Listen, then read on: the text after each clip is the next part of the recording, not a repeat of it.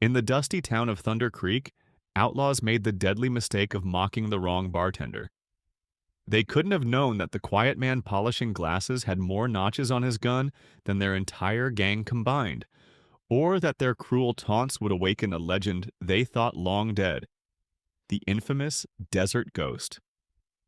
Before we jump back in, tell us where you're tuning in from, and if this story touches you, make sure you're subscribed because tomorrow I've saved something extra special for you. The late afternoon sun cast long shadows through the windows of the Golden Eagle Saloon, catching dust motes that danced in the amber light. Michael Mike Stone methodically polished a glass with practiced precision, his movements as measured and quiet as the man himself. 5 years he'd been tending bar here, and in all that time, Lucy Harper had never seen him waste a single movement or speak an unnecessary word. "Mike, have you ever thought about taking a day off?" Lucy asked, counting the night's earnings behind the bar. Her question earned her the slight upturn of his mouth that passed for a smile these days. "What would I do with a day off, Miss Lucy?" His voice was soft, almost gentle, the kind of voice that made most folks lean in closer to hear.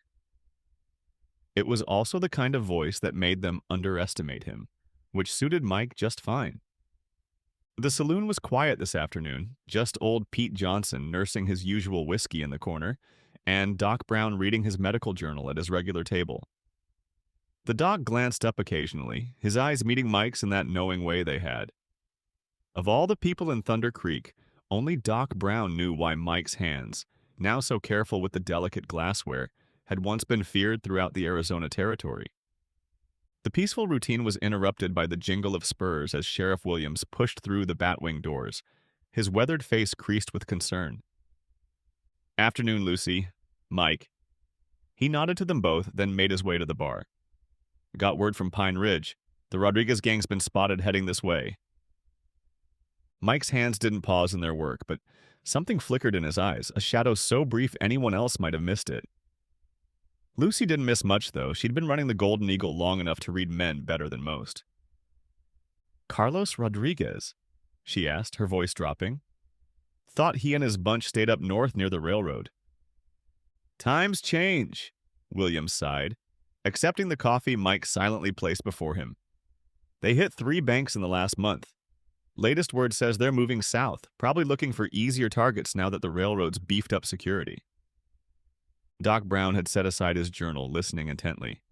"How many in his gang now, Sheriff?" "5 that we know of," the sheriff replied. "Rodriguez, Tommy Clark, the Miller twins, and that young hothead Jake Davis. Mean bunch. They don't just rob, they make a show of it. Like to humiliate folks before they kill them." Mike's hands finally stilled on the glass he was polishing.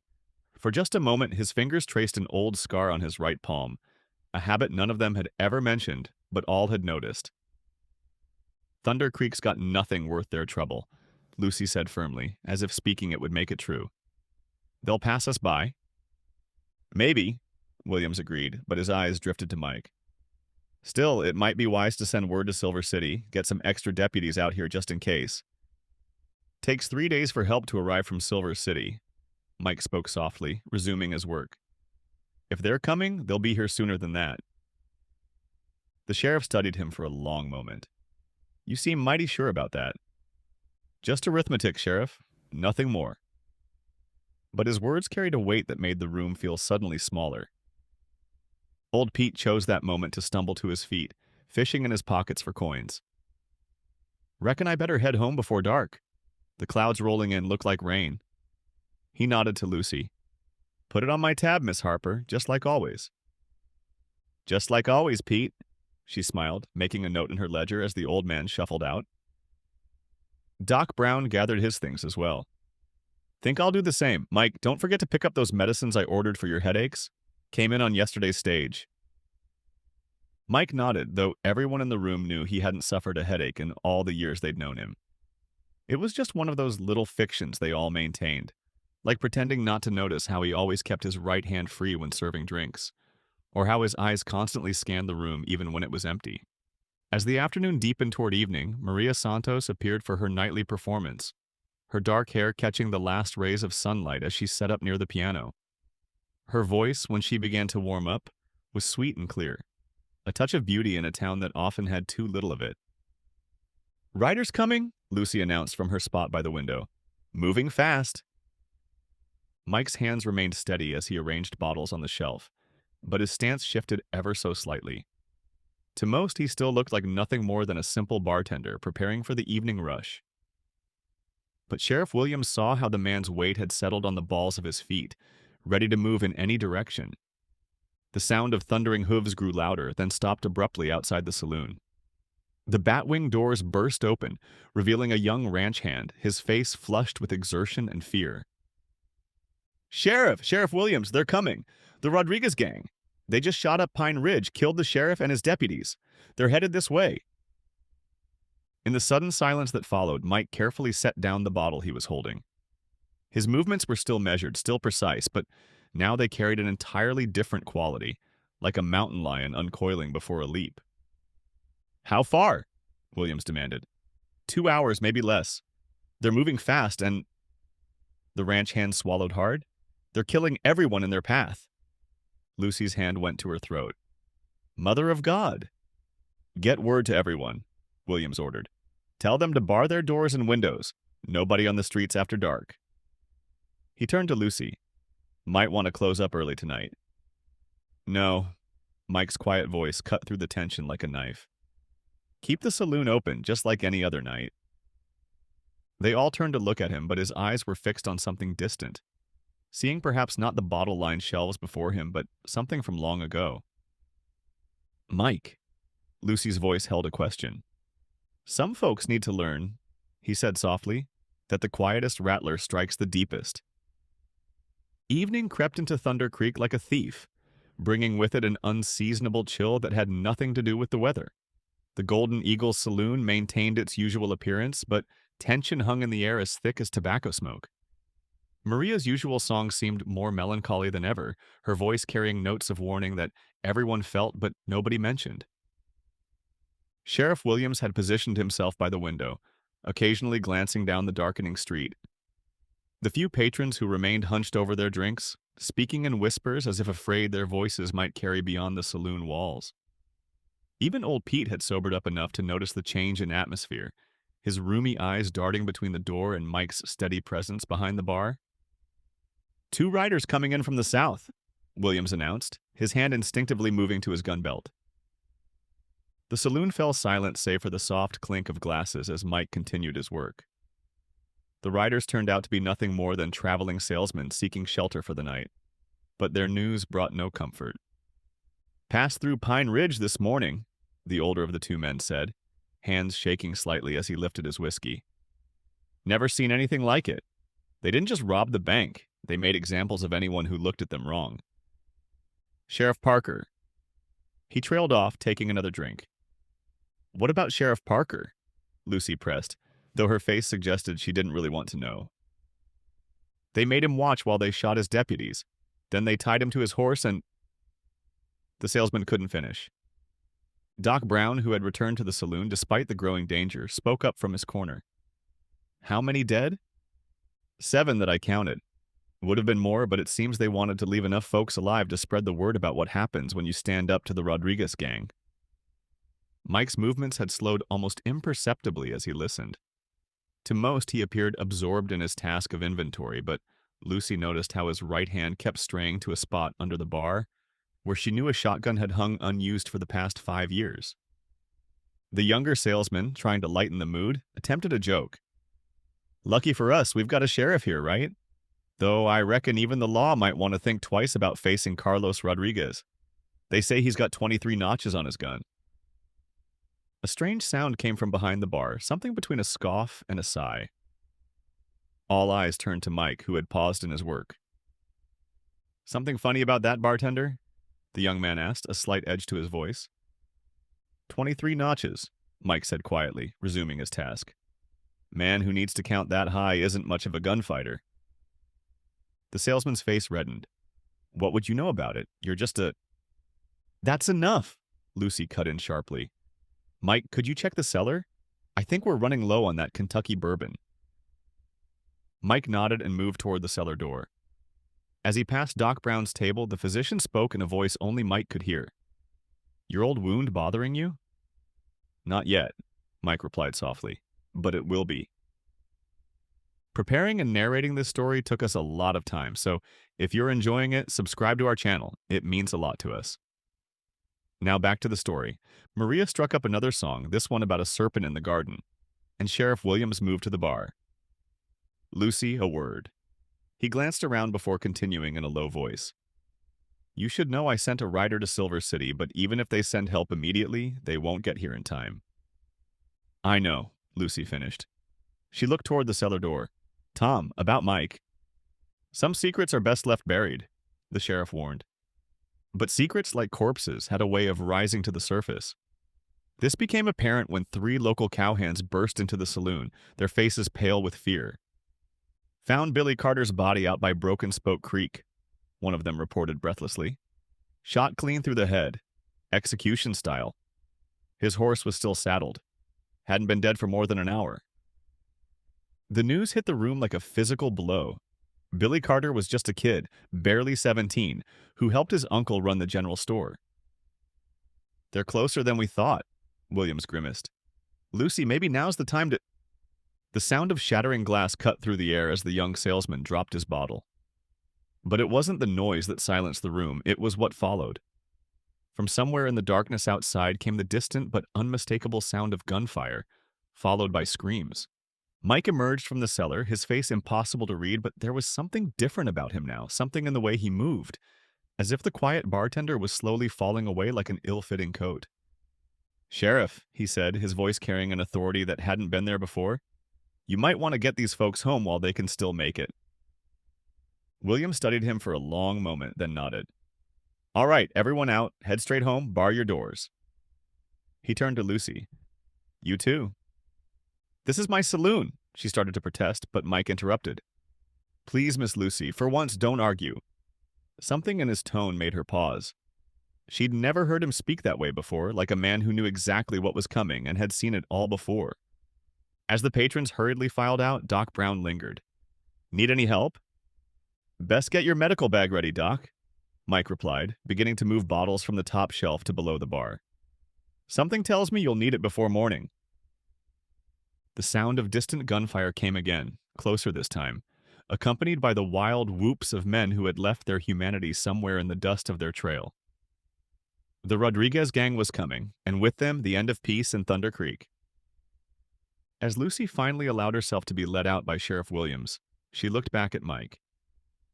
He stood behind his bar as he had countless times before, but now she saw what she'd been blind to all these years, the way he held himself, the deliberate precision of his movements, the watchful eyes that missed nothing.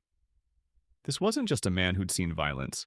This was a man who had once been violent himself. The Rodriguez gang didn't so much enter Thunder Creek as they infected it. Their arrival brought a silence that swept through the streets like a prairie fire, extinguishing all signs of life. Only the Golden Eagle's lights remained bright, a beacon in the growing darkness. Mike heard them before he saw them. The synchronized rhythm of 5 horses moving at a deliberate pace. Not the hurried gallop of men running from the law, but the confident stride of predators who feared nothing in their path. He kept wiping the same glass, his movements unchanged as the sound of boots and spurs grew louder on the wooden sidewalk outside. The batwing doors exploded inward with unnecessary force. Carlos Rodriguez entered first, a tall man with flame-red hair and a scarlet bandana at his throat. His duster was expensive but spattered with dark stains that wouldn't wash out. Behind him came Tommy Clark, lean and snake-like, followed by the Miller twins, so similar in appearance they seemed to be reflections of each other. Young Jake Davis brought up the rear, practically bouncing with poorly contained energy. "Well, ain't this cozy?" Rodriguez's voice carried the hint of educated roots gone to seed. "Seems most establishments in this charming town decided to close early. How hospitable of you to stay open for weary travelers."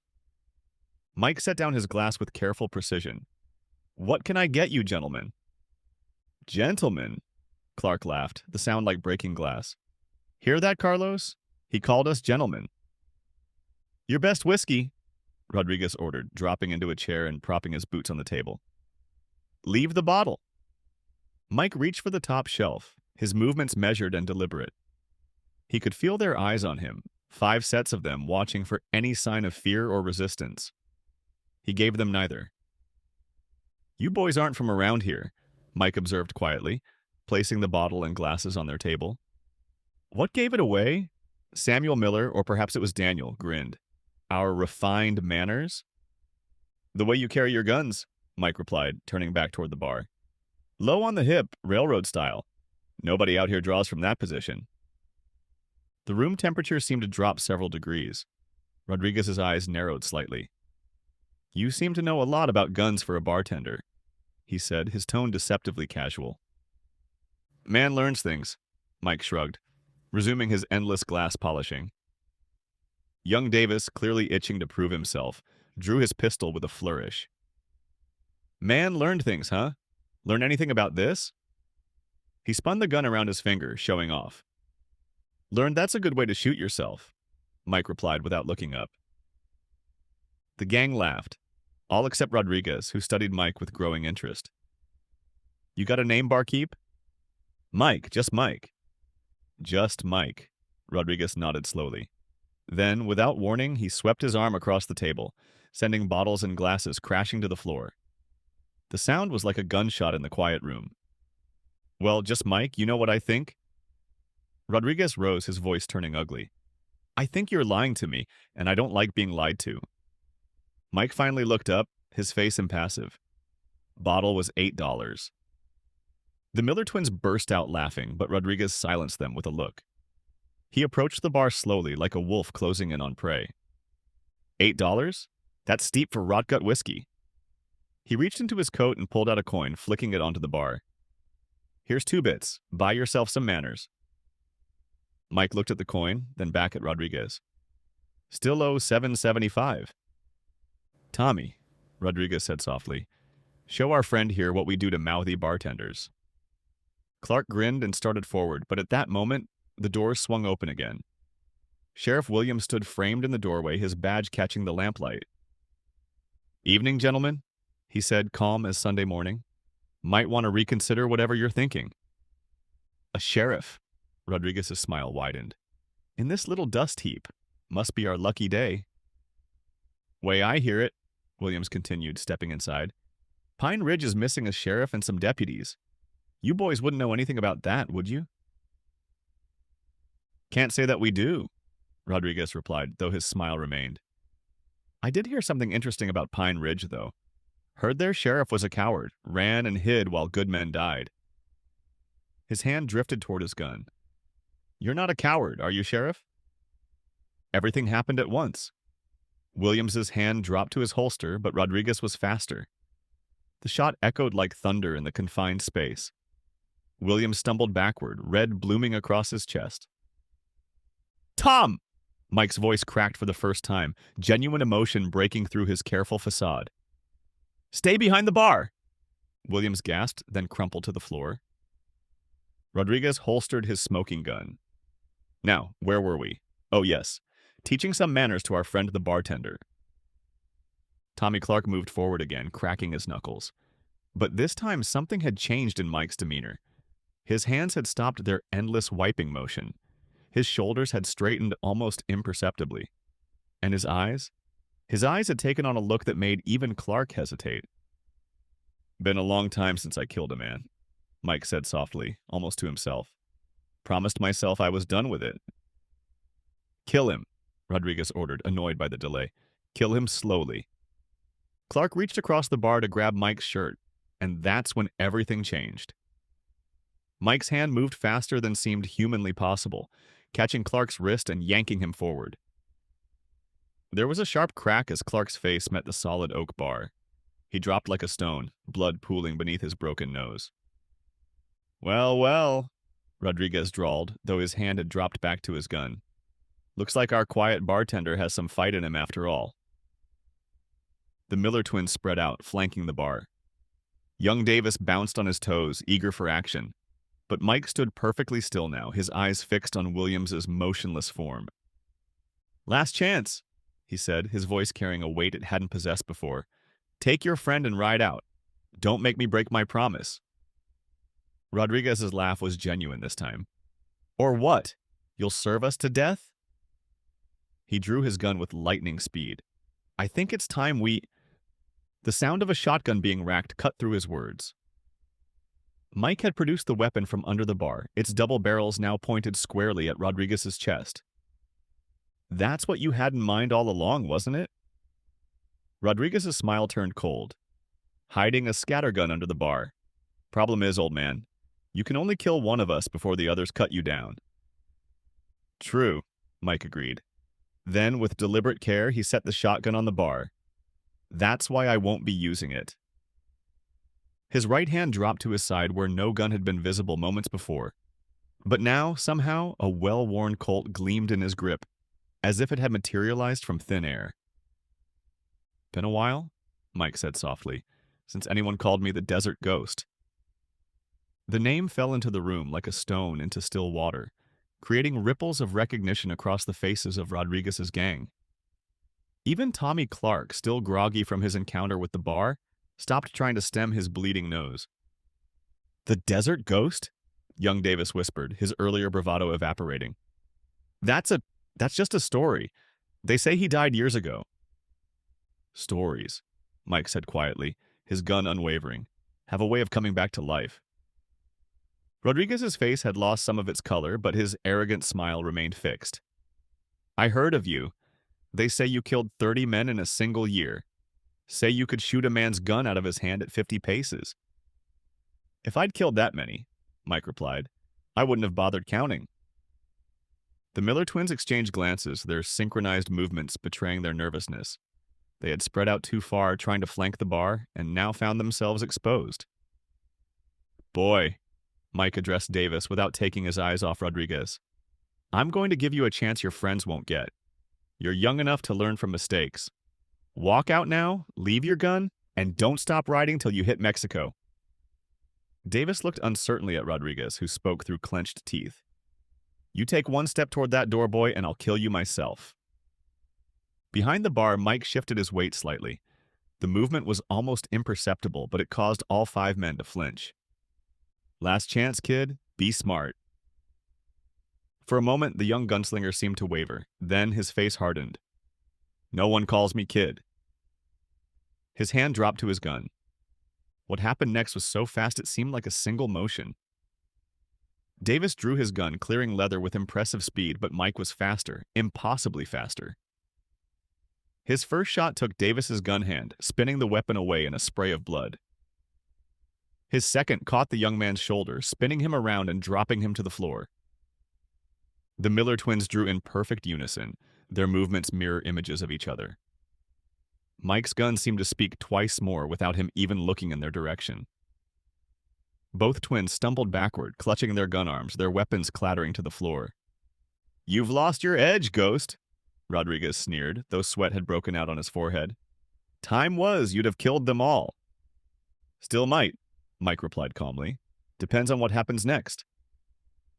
Tommy Clark had managed to regain his feet, blood still streaming from his nose. His hand strayed toward his gun. I wouldn't, Mike warned. You're slower than the others, and I've got 1 bullet left. 1 bullet, Rodriguez laughed, but there was a hysterical edge to it. Against the 2 of us? Those aren't good odds, old man.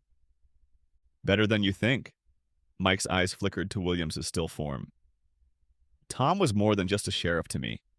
He was there that day in Tombstone when I hung up my guns. Made me promise to stop killing. Made me swear I'd find another way.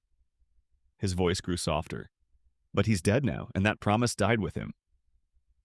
A movement caught Mike's eye. Lucy Harper stood in the doorway, a rifle in her hands. She had returned despite his warnings drawn by the sound of gunfire. Their eyes met briefly, and he gave an almost imperceptible shake of his head. She understood, stepping back into the shadows. Tombstone, Rodriguez said slowly, recognition dawning. That's where you killed Wild Bill Henderson and his whole gang. 8 men, they say. 9, Mike corrected. People always forget about the lookout. And now you make it 10. Clark spat blood onto the floor. How the mighty have fallen. Man needs peace, Mike replied. I found mine here until you brought war to my door?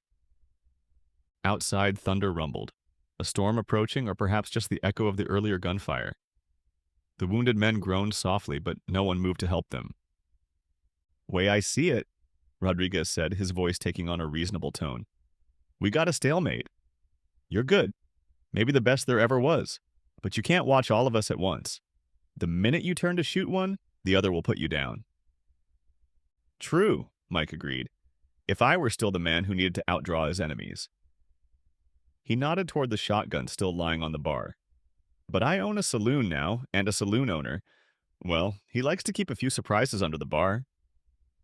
Rodriguez's eyes widened as he spotted the thin wire running from behind the bar to the shotgun's trigger.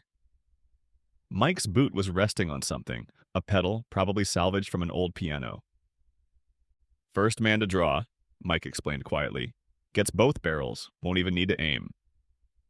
After that, he shrugged. Like you said, one bullet left. The silence in the room was absolute.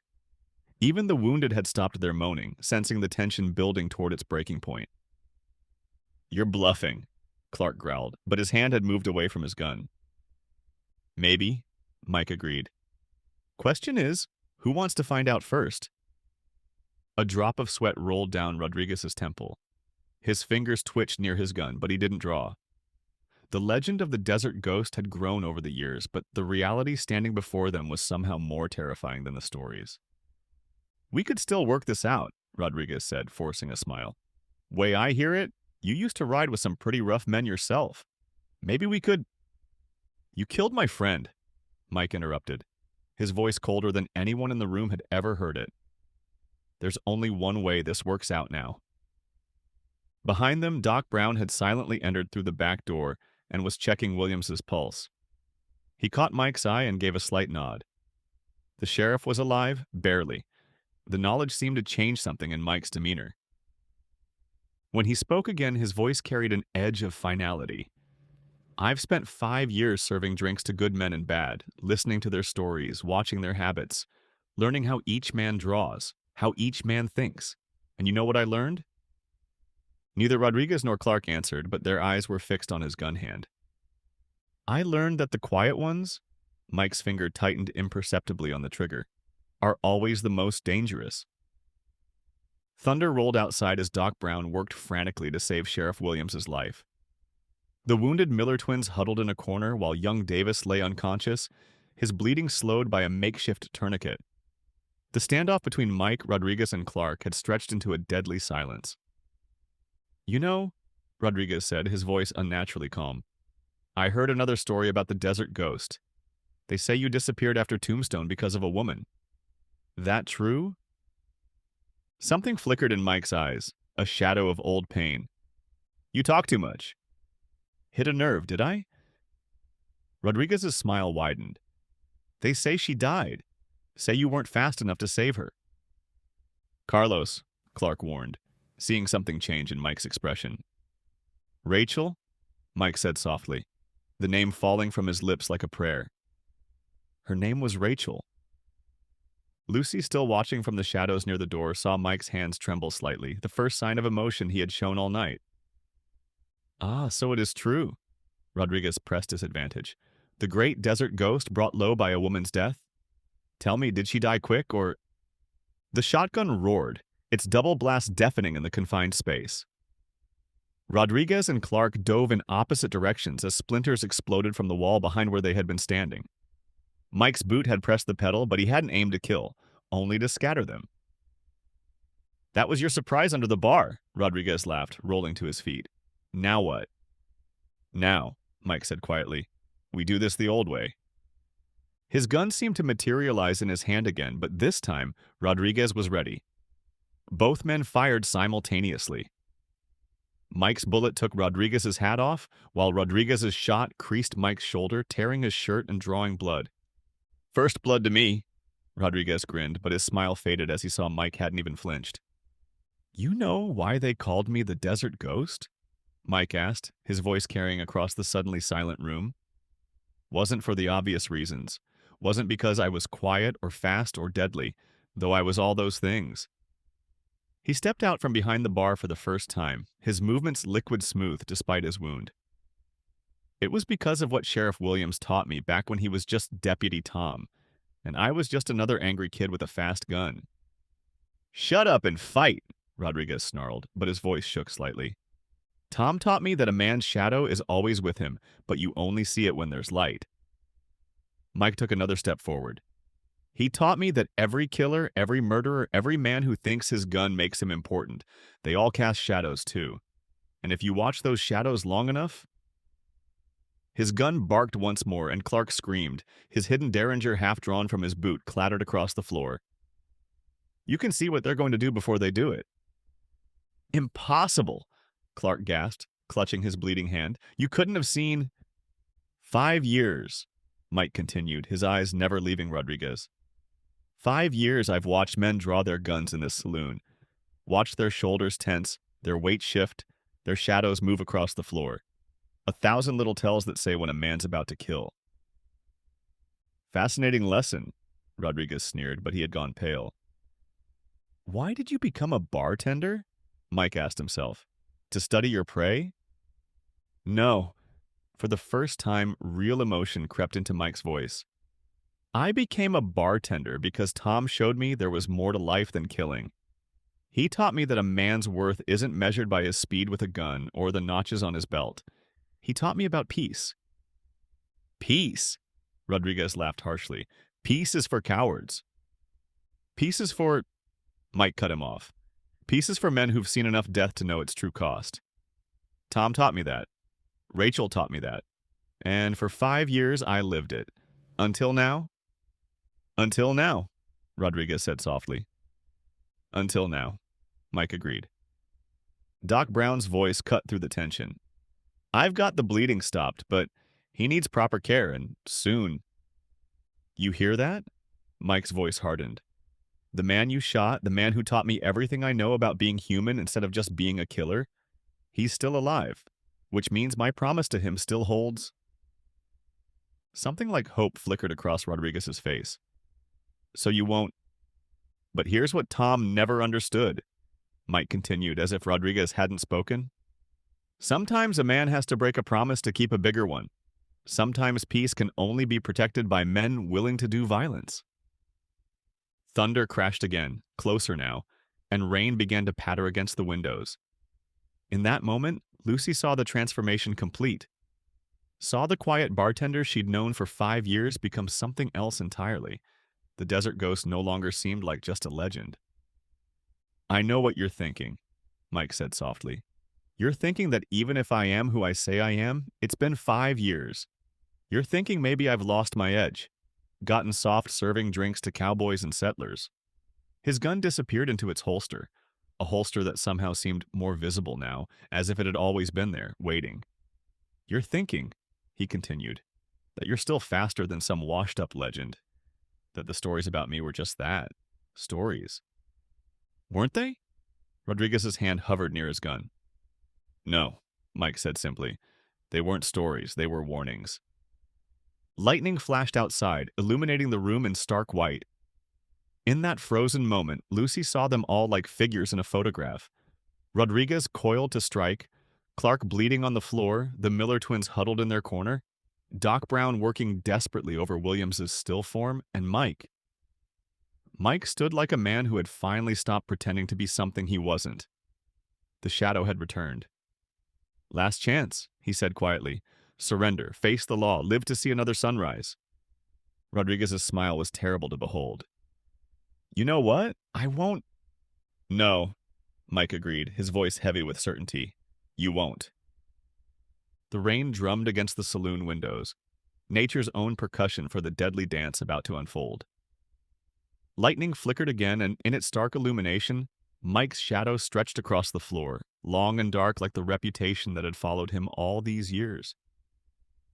"Before this goes any further," Mike said, his voice carrying the weight of experience, "there's something you should know about watching men die." Rodriguez's eyebrows rose slightly. "And what's that?" "It changes you, every time. Each death leaves a mark that can't be washed away." Mike's eyes drifted to the wounded men around the room. That's another thing Tom taught me, why he made me swear to find another way. Touching, Rodriguez sneered, but his eyes betrayed his unease. Is this how the great desert ghost fights now? By talking his enemies to death? No, Mike replied calmly. This is how he gives them a chance to live. His gaze swept the room. All of you listen carefully because these next few minutes will determine who walks out of here. Lucy, still by the door, saw something she'd never witnessed before. Mike was teaching, just as Sheriff Williams had once taught him. But his lesson was painted in shades of survival and death. Most men, Mike continued, think gunfighting is about who can draw fastest, shoot straightest. He shook his head slowly. But it's about reading, about knowing. As if to demonstrate, his hand moved like lightning, drawing and firing in one fluid motion. The bullet knocked Clark's second hidden gun, this one from his sleeve, across the floor before the man could fully produce it. Like knowing when a man's about to do something stupid, Mike added quietly. Clark cursed, clutching his newly bleeding hand. The Miller twins pressed themselves further into their corner, their earlier bravado completely evaporated. You've been watching us, Rodriguez realized aloud. All this time we've been talking, reading us like you said. 5 years serving drinks, Mike nodded. You learn to read men, the way they stand, the way they breathe, the way their eyes move. His voice took on an instructor's tone. Like how your right foot turns out slightly before you draw, or how Clark's left eye twitches when he's about to try something foolish. Rodriguez's face darkened. You think knowing our habits makes you invincible? No, Mike replied, but it means I can do this. His gun disappeared into its holster again. He turned his back on Rodriguez, walking to the bar with measured steps.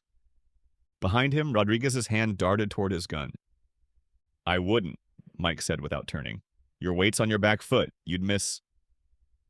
Rodriguez's hand froze, his face a mask of frustrated rage. You're just guessing. Am I? Mike picked up a bottle, poured 2 glasses. Your breathing changed, shortened. Your spurs clinked when you shifted your weight. The floorboard under your left boot creaked. He turned, holding both glasses. Little things, things most men never notice. He set 1 glass at each end of the bar. But Tom noticed them, taught me to notice them too. Turned me from a fast gun into something else entirely. A bartender, Rodriguez spat. A student, Mike corrected. Every man who walked into this saloon taught me something. How bullies telegraph their punches, how liars blink too often, and how killers... He looked directly at Rodriguez. Can't keep their eyes off their target. As if to prove his point, Rodriguez's gaze darted to Mike's gun hand, then back to his face. The desert ghost, one of the Miller twins whispered. They say he could shoot a man's gun hand at 50 paces in pitch darkness. Could, Mike agreed. Can, because Tom taught me that in darkness you don't need to see, you listen, you feel, you know. To demonstrate, he closed his eyes. Right now, Clark is trying to inch toward the shotgun on the floor. The Miller boys are thinking about making a break for the back door. And you, Rodriguez? His eyes opened. You're wondering if you can get to that derringer in your vest before I can draw. Rodriguez's face went pale. No one had seen the hidden gun. It was completely concealed by his vest. How? Rodriguez started. The way your vest hangs, the slight bulge, the way you keep your left elbow tucked in? Mike's voice was almost gentle now. Details, always details. Doc Brown spoke up from where he worked on Williams. The sheriff's stable, but his pulse is weak. He needs a doctor's office, proper tools. Mike nodded without taking his eyes off Rodriguez. Then it's time to end this, one way or another. You can't watch all of us at once, Rodriguez said, but his voice lacked conviction. Don't need to. Already know what you're all going to do. Mike's voice hardened slightly. The twins will run. They're cowards at heart. Clark will try something clever and get himself killed. And you, he paused. You'll go for your gun because your pride won't let you do anything else. You're awfully sure of yourself, Rodriguez growled. No, Mike corrected. I'm sure of you. Men like you, they're all the same. Think their reputation makes them special. Think being feared makes them important. He shook his head slowly. But fear is just another tell, another shadow to read. Lightning flashed again, and this time when the thunder rolled, it seemed to shake the very foundations of the saloon. The rain intensified, drumming against the roof like 1,000 impatient fingers. Last chance, Mike said quietly, because once this starts, all the lessons in the world won't help you. Once this starts, I stop being the bartender, stop being a student. His voice dropped to barely a whisper. I become what I was before, what Tom tried so hard to help me leave behind. And what's that? Rodriguez asked, though his face suggested he already knew the answer. Mike's reply was simple, final. Death walking. The moment shattered like a mirror hitting stone. The Miller twins made their break for the back door, just as Mike had predicted. Clark lunged for the fallen shotgun, his movements telegraphed seconds before he began. And Rodriguez? Rodriguez went for his hidden derringer with snake-like speed. But Mike was faster. He had been faster 5 years ago, and time hadn't changed that truth. His first shot caught the back door's heavy wooden beam, dropping it into place just as the twins reached it. His second knocked the shotgun another foot away from Clark's grasping fingers. And his third? His third sent Rodriguez's derringer spinning through the air in a spray of blood and splinters from the outlaw's vest pocket. All 3 shots had come so close together they sounded like a single rolling thunderclap. Jesus Christ, one of the twins whispered. That's 3 bullets, Rodriguez snarled, clutching his bleeding hand. How many you got left, Ghost? Enough, Mike replied simply. More than enough. But Lucy, still watching from her position near the front door, saw something the others didn't. A slight tightening around Mike's eyes. He'd fired 3 shots in impossibly quick succession, and even legends had their limits. You're not as fast as you used to be, Rodriguez taunted, seemingly reading the same signs. The old ghost would have killed us all by now. Maybe, Mike agreed. Or maybe Tom's lessons went deeper than you think. Thunder crashed outside as if emphasizing his words. The storm had reached its peak, rain hammering against the windows with renewed fury. In the dim light, shadows danced across the walls like restless spirits. Your reputation, Rodriguez continued, his voice taking on an almost conversational tone, says you never miss, never waste a bullet. But you just used 3 shots and we're all still breathing. Wasn't trying to kill you, Mike replied. Not yet. That brought Rodriguez up short. What? Giving you a chance to see what you're up against, to make the smart choice. Mike's eyes swept the room. All of you, because what happens next, that's on your heads, not mine. The Miller twins exchanged glances, then slowly raised their hands. We surrender, one of them said. The kid was right. This ain't worth dying over. Cowards, Rodriguez spat. But Mike was already moving with smooth efficiency. He pulled 2 pairs of handcuffs from behind the bar, where they'd hung next to the shotgun all these years, and slid them across the floor to the twins. Put them on each other, he ordered. Tight! I'll know if you don't. As the twins complied, Clark made his move. He'd been inching toward a broken bottle, its jagged edge gleaming in the lamplight. But before he could grasp it, Mike's boot came down on his wrist. 5 years, Mike said softly, applying pressure until Clark gasped in pain. 5 years I watched men like you plan desperate things. Saw it in their eyes, their hands, the way they looked at broken glass or empty bottles. He increased the pressure slightly. Amazing what a man learns tending bar. You're enjoying this, Rodriguez accused. All that talk about peace, about Tom's lessons, you're loving every minute of being the ghost again. For the first time, something like doubt flickered across Mike's face. Lucy saw it and her heart clenched, because Rodriguez was right. There was a part of Mike that had awakened, a deadly part that moved with the fluid grace of a predator. Maybe, Mike admitted quietly, maybe that's why Tom made me promise to stop, because he saw what I couldn't. How easy it is to become what you're fighting. Then you're no better than us, Rodriguez pressed his advantage. Just another killer with a fancy name. No. The word came not from Mike, but from Doc Brown. The physician looked up from tending Williams, his hands bloody, but his eyes clear. You're wrong about him. Dead wrong. Doc? Mike warned, but Brown continued. I've watched this man serve drinks to saints and sinners alike for 5 years. Watched him break up fights with words instead of fists, help drunks home instead of letting them freeze, extend credit to families down on their luck. The doctor's voice grew stronger.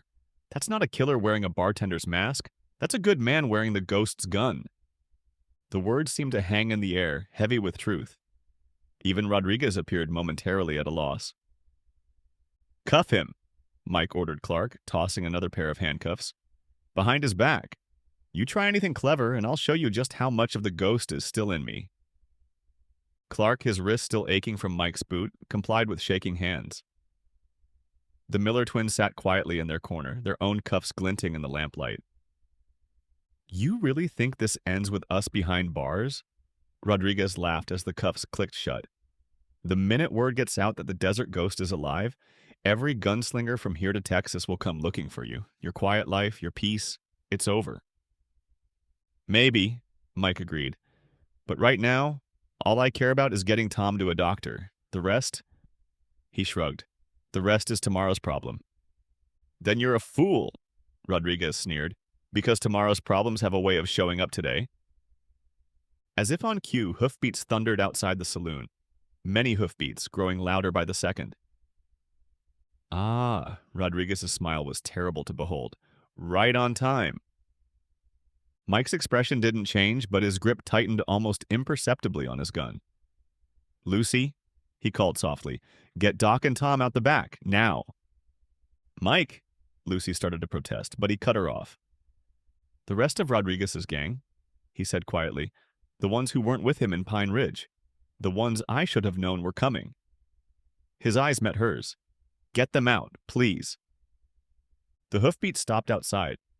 Bootsteps approached the saloon doors, accompanied by the jingle of spurs and the metallic click of weapons being readied. Well, Ghost? Rodriguez's smile widened. Still think you can read every man's intentions? No, Mike replied, moving to stand between the approaching footsteps and his wounded friend. But I can read yours. And I know what's coming through that door isn't near as dangerous as what's already inside. Lightning flashed once more, and in its brilliant glare, the desert ghost's silhouette seemed to grow, spreading across the floor like a promise or a warning. The saloon doors creaked open slowly, deliberately. Through the gap came the gleam of gun barrels, maybe 10 of them.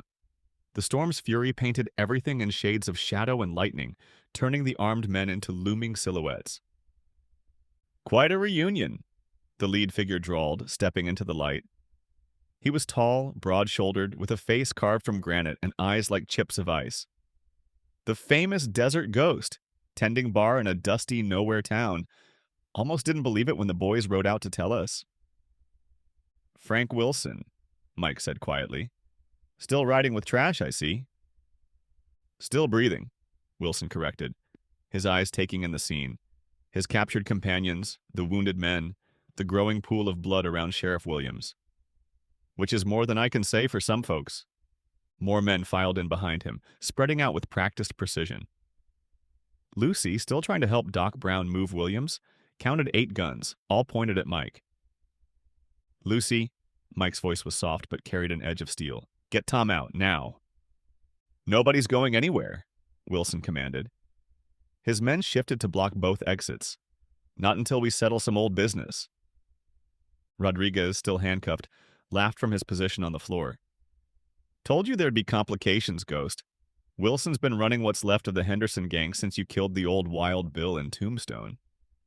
Wilson nodded. Been a long time since anyone spoke that name. But some debts don't fade with time. Mike's gun hadn't moved, still trained on Rodriguez. But his eyes scanned the room, reading angles, distances, shadows. Your brother made his choice in Tombstone, he said to Wilson. Same as Wild Bill did. My brother was 17. Wilson's voice cracked like a whip. Your brother was a killer, Mike corrected. Same as you, same as Wild Bill. He chose his path. Lightning flashed again, illuminating the hatred in Wilson's eyes. And you chose to gun him down, shot him in the back while he was running. No. Mike's denial was flat, absolute. I shot him in the front while he was drawing on a woman and her child. I saw his eyes when he died. He knew what he was doing, just like you know what you're doing now. The tension in the room ratcheted up another notch. Doc Brown had managed to get Williams into a sitting position against the wall, but the sheriff's breathing was labored. 8 guns, Wilson said softly. 8 experienced killers against one washed-up legend playing bartender. How do you like those odds, Ghost? Better than you'd think. Mike's voice remained steady. Because I've been watching your men since they walked in. The one by the window, he's favoring his right leg. Old injury probably slows his draw. The 2 by the bar are standing too close together. They'll get in each other's way. The one behind you is scared. His gun hand's shaking so bad he's likely to shoot one of his own. Wilson's eyes narrowed. You always did talk too much. Part of being a bartender, Mike replied. You learn to read people, learn their habits, their fears. Like how your left eye twitches when you're about to draw. Just like it did in Tombstone, just before your brother died. The words hit Wilson like physical blows. His face contorted with rage. Kill him, he roared. Kill him now! What happened next seemed to unfold in slow motion, yet was over in seconds. Mike moved like liquid shadow, his gun barking 3 times before anyone could react. The first shot took out the lamp above Wilson's head, plunging half the room into darkness. The second caught the floorboard at the feet of the 2 men by the bar, sending them stumbling into each other. The third hit the window behind the injured gunman, making him duck instinctively. In the confusion, Mike rolled behind an overturned table as guns blazed. Bullets splintered wood and shattered bottles, filling the air with the smell of gunpowder and spilled whiskey. Get Tom out, Mike shouted to Lucy over the chaos. Doc, go with her! Lucy and Brown half-carried, half-dragged Williams toward the back door, as Wilson's men tried to adjust to the darkness and their quarry's new position. Spread out, Wilson commanded. He's just one man. One man who knows this room better than he knows himself. Mike's voice seemed to come from everywhere and nowhere. One man who spent 5 years memorizing every creak in these floorboards, every shadow cast by these lamps, every angle bullets can travel. A shot rang out, and one of Wilson's men screamed, his gun hand suddenly useless. One man, Mike continued, who's had 5 years to prepare for exactly this kind of night. Another shot, another cry of pain. Wilson's men were shooting at shadows now, at movements glimpsed in lightning flashes, at the ghost of a legend who seemed to be everywhere at once. You're just proving what I always said, Wilson shouted into the darkness. You're a killer, Ghost, a cold-blooded murderer hiding behind fancy words and a bartender's apron. No, Mike's voice was closer now. I'm what Tom taught me to be, a man who chooses his battles. And right now, I'm choosing to give your men a chance to walk away. One of Wilson's gunmen suddenly bolted for the door, then another. In the storm's flickering light, their fear was plain to see. Cowards! Wilson roared. Stand and fight! They're not cowards, Mike said quietly. They're smart. They figured out what you haven't, that there's a difference between being willing to kill and being willing to die. Only 3 of Wilson's men remained now, plus Wilson himself. Rodriguez watched it all with a mixture of fury and fascination, his earlier bravado replaced by something like awe. Come on, Ghost, Wilson challenged, spinning in place, trying to locate his target. Face me like a man, or are you just going to hide in the dark like the coward who shot my brother? I didn't hide then, Mike's voice came from directly behind him, and I'm not hiding now. Wilson whirled, his gun coming up, but he was far too late. The desert ghost stood less than 3 feet away, his weapon already leveled. Your brother died trying to murder innocents, Mike said softly. Is that really the legacy you want to die for? Lightning flashed one final time, illuminating them both in stark relief. Wilson with hatred twisting his features, Mike with the calm certainty of a man who had made peace with violence long ago. And in the frozen moment, Wilson's left eye twitched. The shot came not from Wilson, but from behind. One of his remaining men had circled around in the chaos. Mike felt the bullet tear through his left shoulder, spinning him sideways. His own shot at Wilson went wide, shattering a mirror behind the bar. Not so legendary now, are you? Wilson laughed, regaining his confidence as Mike stumbled against a table. The great desert ghost, bleeding like any other man. Mike's gun hand stayed steady, but blood darkened his shirt at an alarming rate. The wound wasn't fatal, but it was bad enough to matter, to slow him down, to make him human. "Lucy!" he shouted, hearing movement near the back door. "I told you to get out." "Not without you," she called back, and he heard the distinctive sound of her rifle being cocked. "Don't," he warned, but it was too late. Lucy's shot caught one of Wilson's remaining men in the leg, dropping him, but the muzzle flash gave away her position, and Wilson's other man was already turning, his gun rising. Mike didn't hesitate. He threw himself across the room, his injured shoulder screaming in protest, and tackled Lucy as the outlaw's bullet whistled through the space where she had been. They crashed behind the bar together as bottles exploded overhead. "Touching," Wilson's voice dripped with mockery. "The ghost does have a heart after all. Makes me wonder—" A pause then. "Bring the sheriff back in here." Mike's blood ran cold as he heard the sounds of struggle. One of Wilson's men must have circled around outside. He had Doc Brown at gunpoint, forcing him and Williams back through the door. "Let them go," Mike called out, his voice steady despite the pain. "This is between us." "No," Wilson replied. "This is about family, about watching the ones you love die just like I had to watch my brother die. The great desert ghost, brought low by the same weakness that retired him in the first place. You care too much." Lucy tried to rise, but Mike held her down as more bullets splintered the bar above them. "Stay still," he whispered. "Please." "You can't save them all, Ghost," Wilson shouted. "Just like you couldn't save that woman in Tombstone. What was her name? Rachel?" The name hit Mike like a physical blow. 5 years of peace, of trying to forget, crashed down around him. He saw Rachel's face, heard her last words, felt her blood on his hands all over again. "That's right," Wilson pressed his advantage. "The boys told me all about her, how you tried to leave this life behind for her, how Wild Bill's gang found you anyway, how you weren't fast enough to save her." "Don't," Mike's voice was barely a whisper. And now history repeats itself. Wilson's boots creaked on the floorboards as he moved closer. The sheriff who tried to save your soul. The woman who gave you a chance at a new life. The doctor who kept your secrets. Which one should die first? Lucy's hand found Mike in the darkness behind the bar. "Whatever happens," she whispered, "you gave us 5 years of peace. That's worth something." But Mike barely heard her. His mind was racing backward through time to that night in Tombstone when it had all gone wrong, when he'd been too confident, too sure of himself, too convinced that his reputation would keep Rachel safe. "I can't," he started, his voice cracking. "Can't what?" Wilson taunted. "Can't save them? Can't bear to watch them die? Or can't admit that everything Tom taught you about peace was a lie?" The storm outside had begun to fade, the thunder growing more distant. In the relative quiet, Mike could hear Williams's labored breathing, Doc Brown's attempts to keep him steady, Lucy's heart pounding next to him.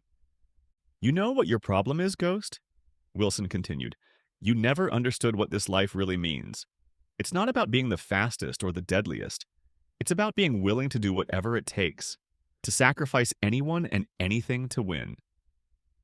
Mike closed his eyes, feeling the weight of his gun, the burn of his wound, the tremor in his hands that came not from fear but from something deeper, the knowledge that whatever he did next would define him forever. "You're right," he said finally, his voice carrying clearly through the smoky air. "I do care too much. Always have." He squeezed Lucy's hand once, then let go. "That's what Tom saw in me all those years ago. Not just a fast gun, but a man who could feel the weight of every trigger pull, every life taken." "Philosophy won't save them," Wilson sneered. "No," Mike agreed, "but it might save you." He raised his voice. "All of you, listen carefully. In about 10 seconds, I'm going to stand up. I'm going to drop my gun. And then you're going to have a choice." "The only choice," Wilson laughed, "is which one dies first." "Wrong." Mike's voice had changed, becoming something ancient and terrible. "The choice is whether you want to be the men who killed an injured sheriff, a doctor trying to save lives, and an innocent woman, or the men who walked away and lived to tell about it." "You're in no position to make threats," Wilson said, but there was a note of uncertainty in his voice. "Not a threat," Mike replied. A prophecy. Because if you harm any of them, if you spill one more drop of innocent blood in this saloon. He took a deep breath. Then the desert ghost stops trying to save your lives and goes back to what he does best. The silence that followed was absolute. Even the wounded had stopped their moaning, sensing something momentous about to unfold. You're bluffing, Wilson said finally, but his voice shook slightly. Am I? Mike asked softly. You've heard the stories. You know what I was, what I can be again. So ask yourself, do you really want to force that choice? Do you want to be the one who brings death back to life? Lucy felt him shifting beside her, preparing to rise. Mike, she whispered, don't. But he was already standing, his gun held loosely at his side. Blood dripped steadily from his wounded shoulder, but his eyes were what held everyone transfixed. They were no longer the eyes of a bartender or even of a legendary gunfighter. They were the eyes of a man looking into an abyss and choosing to step forward anyway. Time seemed to crystallize in the smoke-filled saloon.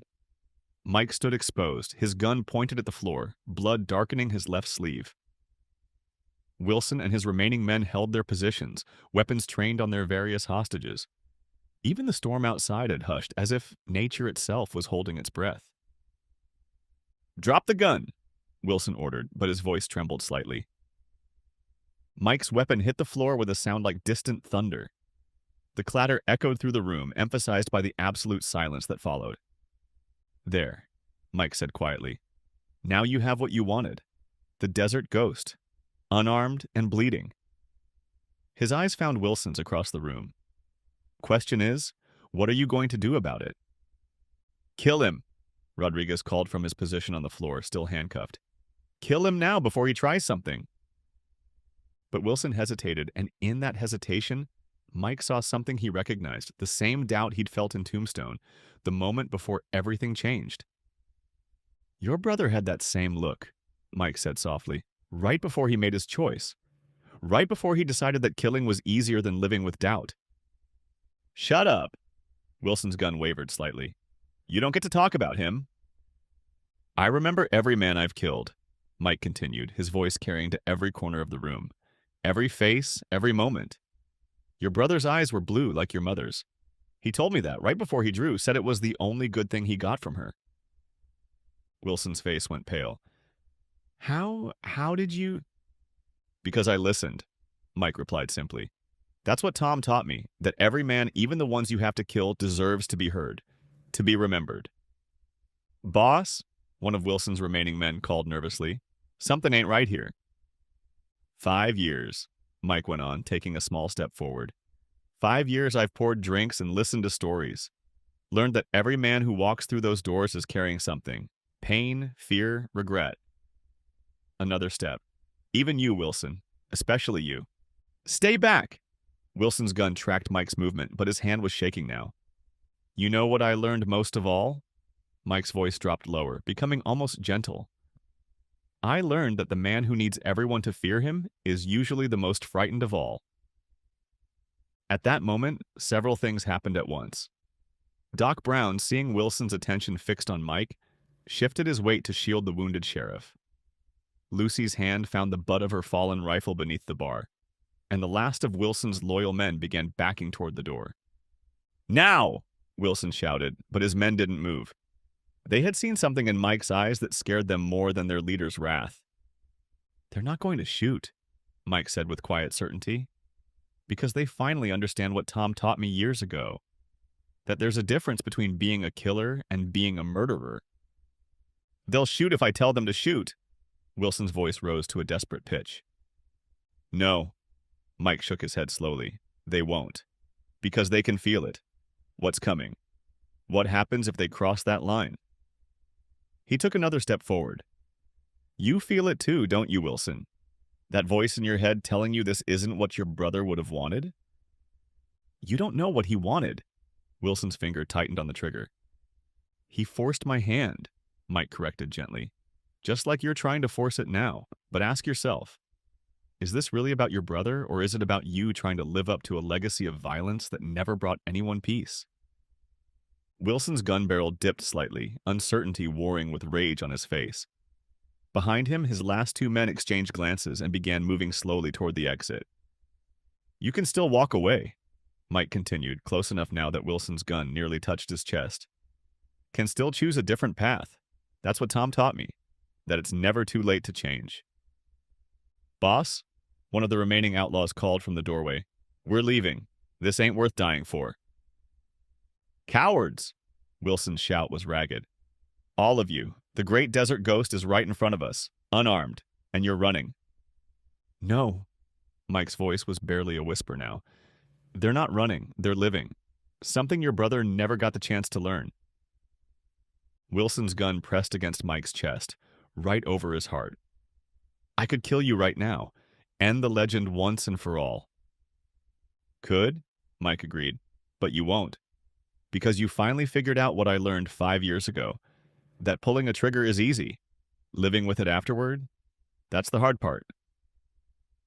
For a long moment, the only sound was the fading storm and Wilson's ragged breathing. Then, slowly, incredibly, his gun barrel began to lower. What are you doing? Rodriguez demanded from the floor. Kill him! Kill all of them! But Wilson wasn't listening anymore. His eyes were fixed on Mike's, seeing perhaps for the first time what his brother had seen in those final moments. Not a legend, not a killer, but a man who carried the weight of every life he'd taken. My brother, Wilson said hoarsely. He really did draw first? Yes, Mike replied softly. And his last words were about you, about hoping you'd choose a better path. The gun slipped from Wilson's fingers, hitting the floor with a finality that seemed to echo through the years.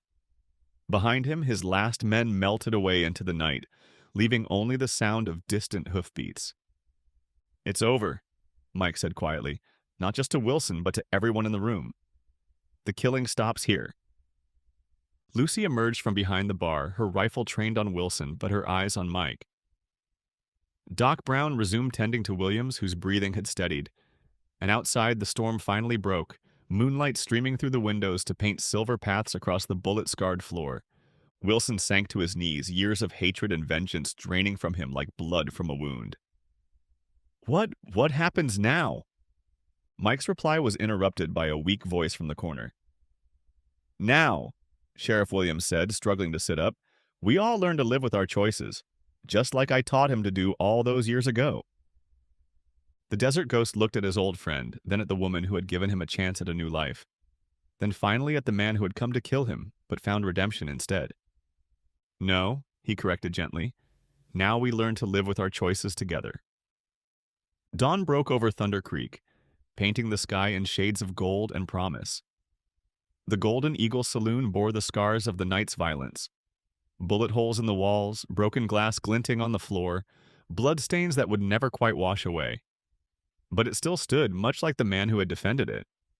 Mike worked methodically behind the bar, his left arm in a sling, cleaning glasses just as he had done every morning for the past 5 years. The routine was the same, but something had changed. Not just in him, but in the very air of the place. You don't have to do that now, Lucy said softly, watching him from the doorway. Doc Brown said you need rest. Rest can wait, Mike replied, not looking up. Some things need to be put right first. Through the window, they could see Sheriff Williams being tended to in Doc Brown's office across the street. The lawman would live, though he'd carry another scar to add to his collection. In the jail next door, Wilson and his surviving men sat quietly in their cells, their fighting spirits broken not by violence, but by understanding. Word's already spreading, Lucy continued, moving to help him despite his protests, about what happened here, about who you really are. Who I was, Mike corrected gently. The desert ghost died last night, along with a lot of old ghosts. Did he? Lucy's voice carried a hint of doubt. Those men who ran, they'll talk. More will come looking to make a name for themselves. Mike finally stopped his work, looking at her directly. Let them come, they'll find what those before them found. Just a bartender who listens more than he shoots. The morning light caught the silver in his hair, the new lines around his eyes. He looked both older and younger somehow, as if a great weight had been lifted, even as a new one settled in its place. You're really going to stay? Lucy asked, hope warring with concern in her voice. Even after all this? 5 years ago, Mike said slowly, Tom Williams found me in Tombstone, drowning in guilt and whiskey after Rachel's death. He could have drawn on me, tried to bring in what was left of the desert ghost. Instead, he sat down and ordered a drink. Talked to me about peace, about choices, about the difference between living and just surviving. He touched the scar on his shoulder, still fresh and painful. Last night, I finally understood what he was trying to teach me. It's not about hanging up your guns or pretending the past never happened. It's about choosing who you want to be, every single day. The door creaked open, and old Pete shuffled in, right on time for his morning drink. He paused, taking in the destruction, then smiled toothlessly. Heard there was some excitement last night, he said, settling onto his usual stool. Sorry I missed it. Mike's lips twitched in what might have been a smile as he poured the old man his usual. Some things at least hadn't changed. Town's already talking about rebuilding, Lucy said, watching Pete take his first sip. Sheriff Williams says he'll recommend a commendation for how you handled things. Without killing anyone, I mean. Tom always did believe in redemption, Mike nodded. Even for men like Wilson. Maybe especially for men like Wilson. Through the window, they could see people beginning to emerge from their homes. Life returning to Thunder Creek. Children played in the street, women hung laundry, men nodded respectfully as they passed the saloon. But there was something different in how they looked at the Golden Eagle now. Not fear, exactly, but awareness. Understanding. You know, Lucy said thoughtfully, I always wondered why you chose this place. Why here of all the towns you could have disappeared to? Mike was quiet for a long moment, his hands moving automatically through their familiar routine. Because it was quiet, he said finally. Because it needed someone to tend the bar and listen to stories. Because... He paused, looking around at the bullet-scarred walls, the broken bottles, the first rays of sun painting everything in new light. Because some places, like some people, deserve a second chance. The door opened again, and Doc Brown entered, looking exhausted but satisfied. Sheriff's going to make it, he announced. Says he wants to talk to you, Mike, about the future. Future's right here, Mike replied, gesturing to the saloon around them. Always was. As if to emphasize his point, he reached up and removed the shotgun from its hiding place behind the bar. Everyone watched as he unloaded it, then placed it carefully in a box with his gun belt. Won't you need those? Lucy asked softly. If others come looking for the ghost? No, Mike shook his head.